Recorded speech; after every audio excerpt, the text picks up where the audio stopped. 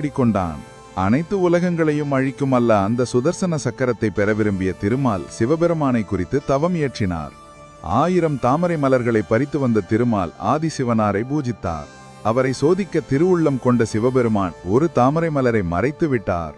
மனம் தளராத திருமால் தன் கண்களில் ஒரு கண்ணையே பிடுங்கி சிவபெருமானுக்கு அர்ச்சிக்க துணிந்தார்.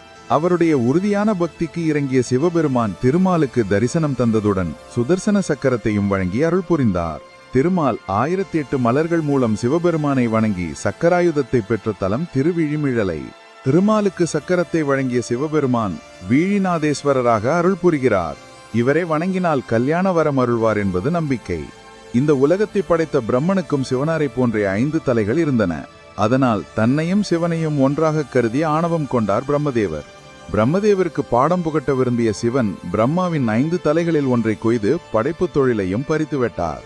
தன்னுடைய தவற்றை காலம் கடந்தே உணர்ந்த நான்முகன் சிவபெருமானிடம் சாப விமோசனம் அருளும்படி கேட்டார்.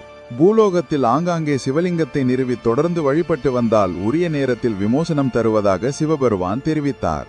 அதன்படி பூமியில் பல இடங்களில் சிவலிங்க பிரதிஷ்டை செய்து வழிபட்ட பிரம்மதேவர் பிடவூர் என்னும் தலத்தில் சிவபெருமானை வழிபட்ட போது சிவபெருமான் அவருக்கு தரிசனம் தந்து பிரம்மதேவரின் சாபத்தை நீக்கியதுடன் படைப்பு தொழில் மேற்கொள்வதற்கான ஆற்றலையும் வழங்கினார். பிடவூர் தலம்தான் பிரசித்தி பெற்ற திருப்பட்டூர் தலம் என்பது குறிப்பிடத்தக்கது.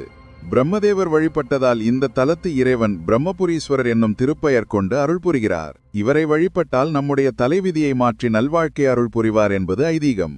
மகத நாட்டை ஆண்ட மகத மன்னன் விபுதை தம்பதிக்கு யானைத்தலையும் மனித உடலும் கொண்ட மகன் பிறந்தான். அவனுக்கு கஜமுகாசுரன் என்று பெயரிட்டு வளர்த்தனர். சிறந்த சிவபக்தனான இவன் சிவனாரை நோக்கி தவமியற்றி அரிய வரங்களை பெற்றான். எவராலும் அழிக்க முடியாத ஆற்றலும் தேவர்களை குற்றேவல் செய்யும் பாக்கியமும் பெற்ற கஜமுகன் விசித்திரகாந்தி என்பவளை மணந்து மதங்கபுரத்தை தலைநகரமாக கொண்டு ஆளத் தொடங்கினான். தேவர்கள் சிவபெருமானிடம் முறையிட்டனர். சிவபெருமானின் அருளால் தோன்றிய ஆனைமுக கடவுள் தன் வலது தந்தத்தை உடைத்தே அதையே ஆயுதமாக்கி கஜமுகாசுரன் மீது ஏவி அவனை கொன்றார். சிவபக்தனான கஜமுகனை கொன்றதால் ஏற்பட்ட தோஷத்தை போக்கிக் கொண்ட தலம்தான் கணபதீஸ்வரம் என்னும் பெயருடைய திருச்செங்காட்டாங்குடி. கணபதிக்கு அருள் புரிந்த சிவபெருமான் கணபதீஸ்வரராக அருள் புரிகிறார். இவரை வழிபடும் பக்தர்களின் அனைத்து தோஷங்களும் நீங்குவதாக பக்தர்கள் நம்பிக்கையுடன் சொல்கிறார்கள். நம்முடைய துன்பம் தீருவதற்காக நாம் இறைவனை வழிபடுவது இயல்புதான்.